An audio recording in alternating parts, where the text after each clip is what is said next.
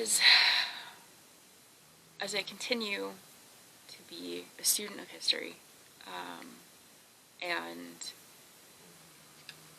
an educator of history, I find that putting on the layers,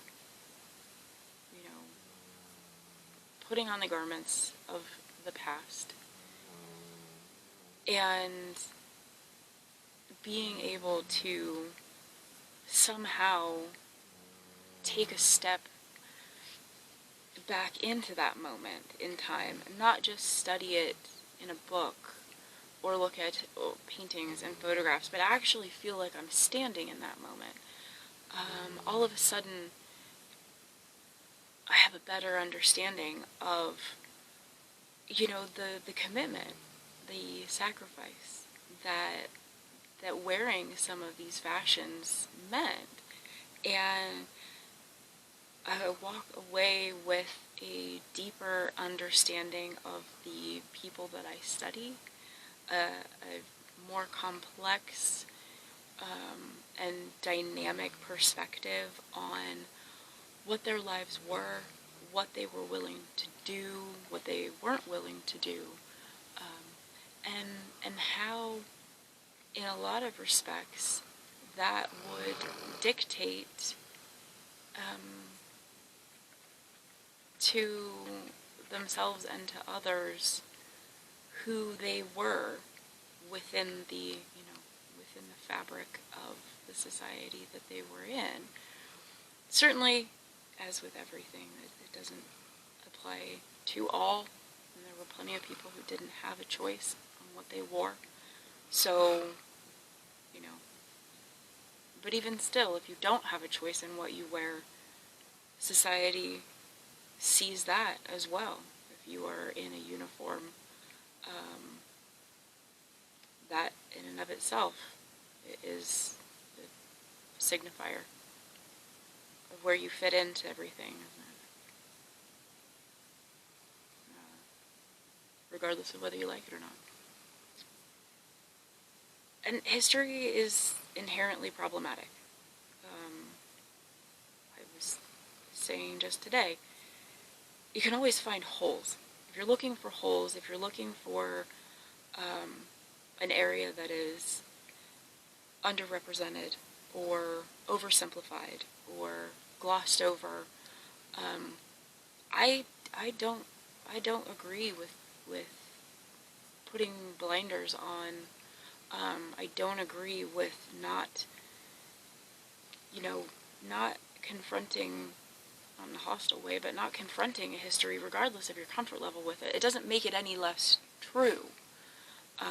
And I think if you immerse yourself in a history that you are uncomfortable with, and you're not looking at it simply from your perspective, but looking at it from the perspective of the thing that makes you most uncomfortable, whether it be, you are a white person looking at the lives of enslaved peoples, you have to confront that. That is history. That is fact. It is past.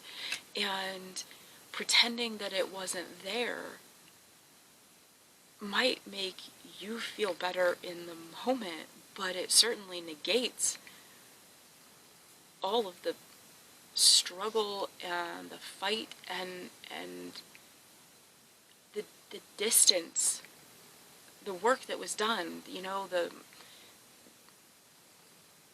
Our forefathers, our forebears were incredibly dynamic people, and to pigeonhole them by one factoid is,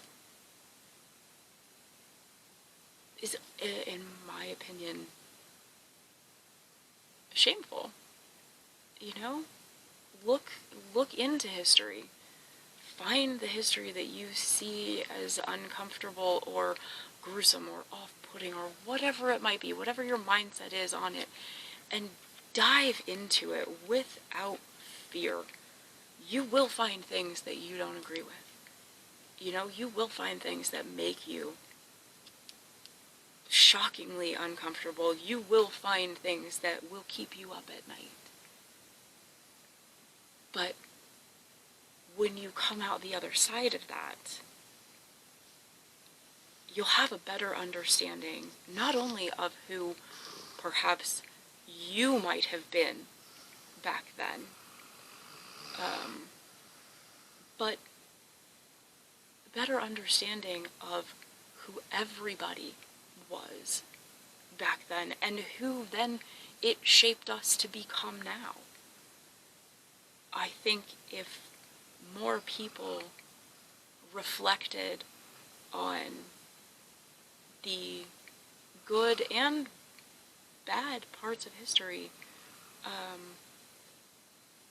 and didn't necessarily celebrate them, but at least acknowledge them. If you come across something, I mean, obviously, right now in the U.S., we are all in the middle of processing a much larger and complex social history than I think anybody is comfortable with. It shouldn't be a social history that we try and delete. It should be a social history that we hold up and we say, okay, this exists, and how can we, or this existed, how can we ensure that we as a whole have learned from it? What more can we learn from it? We can always learn more. Every day we can learn more. We're always finding new things. It doesn't have to be on the cusp of scientific exploration or discovery. It can be looking backwards. What things have been tucked away in a museum somewhere? Shake the dust off. Shine a light on it. Learn about it. Share about it. And then figure out how we can use that to become better today, better going forward. It's not to say that past peoples were bad. I'm not condemning. I think that everybody should make their own determination on that, but you can't make your own determination if you are living in ignorance. So, I suppose, for me, that's why fashion history. Fashion history, because fashion history opens the door to a hallway full of other doors to incredible, complex, and diverse stories of individuals who deserve to live on. So, maybe a little bit heavier than I intended. Thought I'd be talking about hoop skirts and arsenic dyes. That's it. Never let it be said that I shied away from a painful topic in the past. Oh well, there you have it. I suppose that's it for today. I appreciate your time. If you've stayed around this long, I appreciate you listening to my darling dog Malachi snoring at my feet. Hopefully the microphone didn't pick that up. Hopefully you will join me again. Check out my website, thebarefoothistorian.com. And as always, have a happy, healthy, historical day. I'm Courtney.